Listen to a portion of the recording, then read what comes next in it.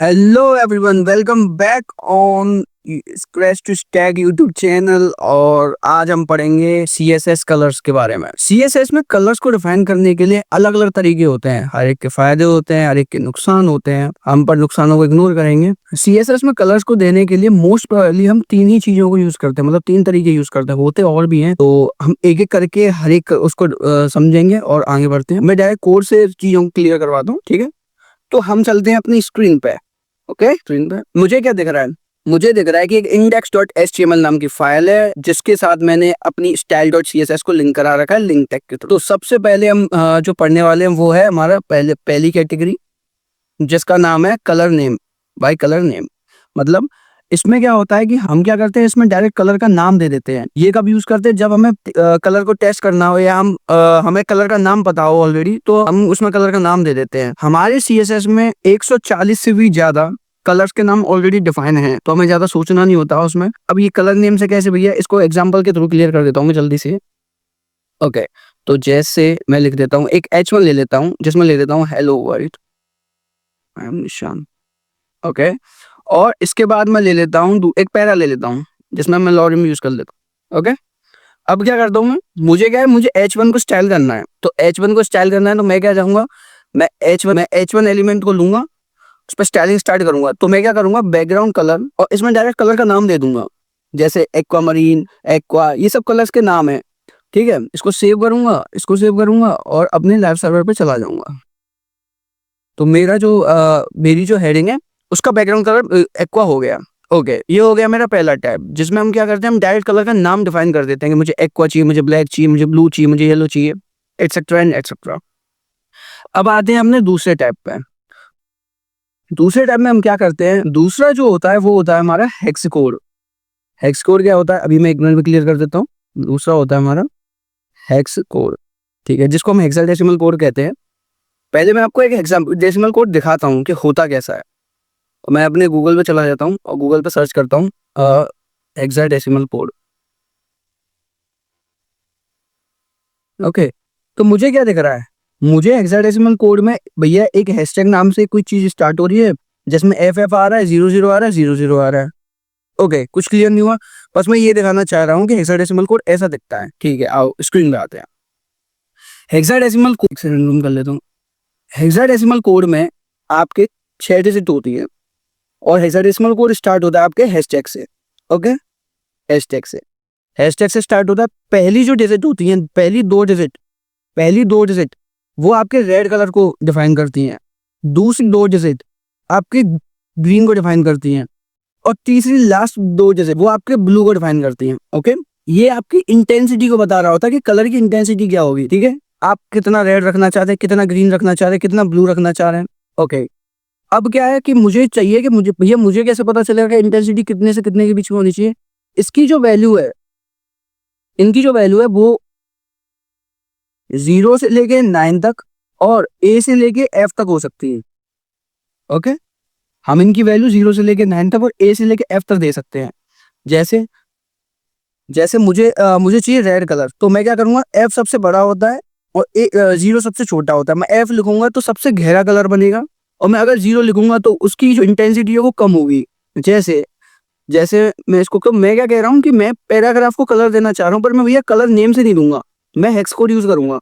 तो मैं P लिखूंगा, P के सामने गया और मैंने लिखा कलर और इसको छोड़ दिया अभी के लिए, और एक लिखा बैकग्राउंड कलर और इसको भी छोड़ दिया अभी के लिए। ठीक है, अब मैं वापस से कलर में गया और मैंने लिखा अपना हेक्स कोड की स्टार्टिंग इससे होती है हैशटैग से। फिर सबसे पहले हम क्या लिखते हैं, रेड के बारे में। तो मुझे चाहिए रेड सबसे गहरा, सबसे ज्यादा रेड चाहिए, FF लिखूंगा। फिर क्या चाहिए, फिर चाहिए मुझे भैया मैं क्या लिखता हूँ, ग्रीन। तो ग्रीन के लिए मुझे ग्रीन बिल्कुल नहीं चाहिए, तो मैं लिखूंगा ग्रीन के लिए 0। ठीक है, इसके बाद मुझे ब्लू चाहिए, ब्लू भैया हल्का सा ब्लू होना चाहिए, तो मैं ब्लू के लिए लिख दूंगा AA। ओके, इसमें क्या भैया, इसमें मुझे रेड बिल्कुल नहीं चाहिए। ठीक है, तो मैं क्या करूंगा, शिफ्ट दबाऊंगा और हैशटैग पे जाऊंगा पहले, क्योंकि हैशटैग से स्टार्ट करना। भैया ब्लू बिल्कुल नहीं चाहिए, ग्रीन बिल्कुल नहीं चाहिए, पर बिल्कुल ब्लू चाहिए। ठीक है, इसको सेव करूंगा और इसको भी सेव कर लेते हैं, और वापस से अपने ब्राउजर विंडो पे जाता हूँ। तो मुझे की इसका बैकग्राउंड कलर जो है वो बिल्कुल ब्लू, इसका जो बैकग्राउंड कलर है वो बिल्कुल ब्लू है, और इसका जो अंदर का टेक्स्ट कलर है वो हल्का सा रेडिश, बट उसमें हल्का सा ब्लू मिला हुआ है, क्योंकि हमने AA लगा था। यही होते हैं आपके हेक्साडेसिमल कोड। मतलब आप इसमें 0 से लेके 9 तक और ए से लेके एफ तक, मतलब ए जो है वो 10 को इंडिकेट कर रहा है, तो ए बी 11 को, ऐसे इंटेंसिटी बढ़ती जाती है। ओके, इसी को कहते हैं हम हेक्साडेसिमल कोड। ये 6 डिजिट का नंबर होता है और इसमें हम सबसे पहली दो डिजिट होती हैं वो रेड को डिफाइन कर रही होती हैं, फिर वो अगली 2 डिजिट जी को, फिर अगली 2 डिजिट ब्लू को।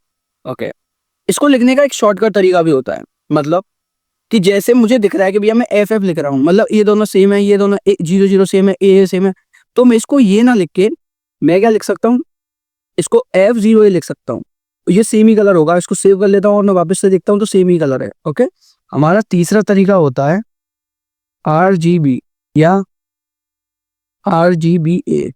ओके, RGB या RGBA मैं सबको क्लियर करूंगा। RGB में क्या होता है, RGB एक मॉडल कह सकते हैं, एक तरीका है जिसमें हम RGB नाम का फंक्शन यूज करते हैं। RGB नाम का फंक्शन जिसके अंदर हम कलर की इंटेंसिटी को डिफाइन करते हैं। मैं आपको क्लियरिटी के साथ समझा दूं, पहले मैं ऐसा करता हूँ, मैं इसमें एक और हेडिंग कर लेता हूँ, एक और हेडिंग यूज कर लेता हूँ और जिसका नाम लिखता हूँ सेकंड हेडिंग। ओके, फिर इसमें एक बटन यूज कर लेता हूँ और बटन का नाम लिख देता हूँ क्लिक मी हियर। ओके, इसको सेव करेंगे, देखेंगे क्या हो रहा है इस पर। तो एक बटन जनरेट होगी और एक हेडिंग। अब हेडिंग पे क्यों क्लास लग रही है, क्योंकि मैंने स्टाइलिंग में H1 पे लगा रखे थे, इसको H2 कर देते हैं। ओके, अब कुछ नहीं हो रहा होगा, ठीक है।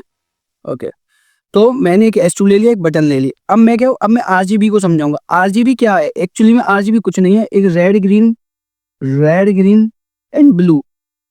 रेड ग्रीन ब्लू की इंटेंसिटी को हम डिफाइन करते हैं किसी फंक्शन के अंदर या किसी मेथड के अंदर, वही हमारा RGB है। अब मतलब ये समझ नहीं आया हमने क्या बोला, कुछ नहीं है, मुझे H2 और बटन चाहिए, मुझे H2 पे स्टाइलिंग करनी है, बटन पे स्टाइलिंग करनी है, पर ना मैं कलर नेम यूज करूंगा ना मैं हेक्स कोड यूज करूंगा। मुझे नहीं पता भैया हेक्स कोड इतना होता है, भाई सबके हेक्स कोड आपको याद नहीं है ना।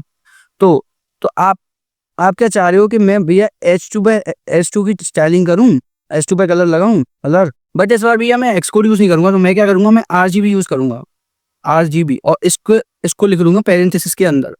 अब मैं क्या करूंगा, सबसे पहले मुझे कितना रेड चाहिए, इसकी वैल्यू 0 से लेके 255, मतलब रेड ग्रीन ब्लू की इंटेंसिटी 0 से लेके 0 टू 255 तक कितनी भी हो सकती है।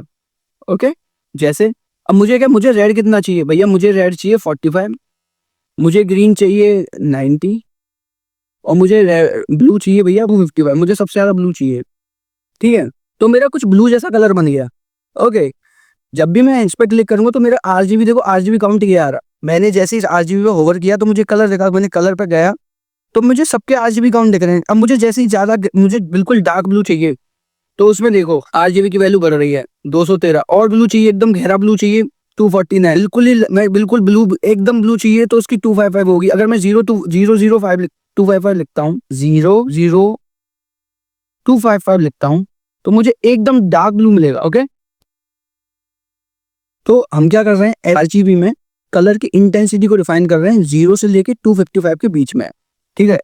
ये तो भैया मुझे RGB तो समझ में आ गया कि RGB में मैं एक RGB नाम का फंक्शन यूज करता हूँ या RGB नाम का मेथड यूज करता हूँ जिसके अंदर मैं कलर्स की इंटेंसिटी को डिफाइन कर देता हूँ, उसके बेसिस पे मेरा कलर हो जाता है। पर भैया RGBA क्या है, मैंने यहाँ पे एक चीज लिख रखी है, ये RGBA। ए में ए क्या है, ए का मतलब होता है अल्फा। ये आपके कलर में उसकी ट्रांसपेरेंसी या ओपेसिटी को कंट्रोल करता है।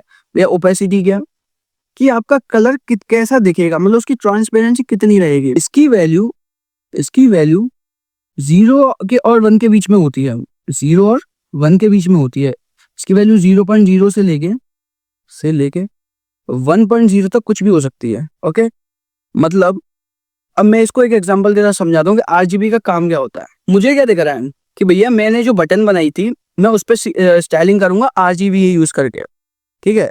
तो मैं बटन को ले लेता हूँ, इसके अंदर रख लेता हूँ। अब मैं इसमें मैं कलर के नाम पर क्या यूज करूंगा, बैकग्राउंड कलर यूज करता हूँ और इसमें RGB यूज करता हूँ, RGBA है तो ये RGB जैसा ही, बट जिसमें ए नाम भर गया है, मतलब अल्फा भर गया है। अल्फा आपकी ओपेसिटी को डिफाइन कर रहा है। ओपेसिटी क्या चीज है, कि आपका कलर कैसे कितना दिखेगा, मतलब कि मैं लिख देता हूँ जैसे मुझे बिल्कुल रेड चाहिए, बिल्कुल रेड, तो मैं 0 इसमें एक चौथा आर्गुमेंट भी आएगा जो है ओपेसिटी।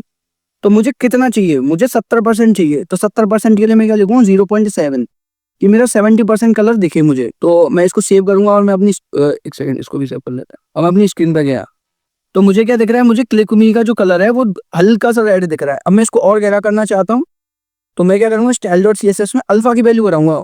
मैं जितनी अल्फा की वैल्यू बढ़ाऊंगा वो उतना ही गहरा होता जाएगा, वो उतना ही विजुअल होता जाएगा, मतलब दिखता जाएगा। इसको मैं कर देता हूँ 0.9, गाढ़ा जिसे कहते हैं, गाढ़ा दिखेगा मुझे और कलर और गाढ़ा। अब मैं इसको समझा, अभी ये ज्यादा दिखा नहीं तो मैं इसको 0.1 ले लेता हूँ। अब ये बिल्कुल हल्का दिखेगा, देखो दिख सा भी नहीं रहा है, ऐसा हो गया बिल्कुल, मतलब ट्रांसपेरेंट हो गया है। यही होते हैं आपके ए बताता है कि आपका कलर कितना गाढ़ा या कितना गहरा दिखेगा। तो इस सेक्शन में कलर्स में मैंने आप इस सेक्शन में आपको तीनों टैब बता दिए। इसका एक और टैब होता है HSL, hue, saturation and lightness, but हम उसको यूज नहीं करते और ना ही हम मेनली जनरली क्या 90% 99% हम इन्हीं टैब्स को यूज कर रहे होते हैं कलर्स को डिफाइन करने के लिए। सो इस सेक्शन में बस इतना ही, कल अगले लेक्चर में मिलते हैं, तब तक के लिए ओके बाय।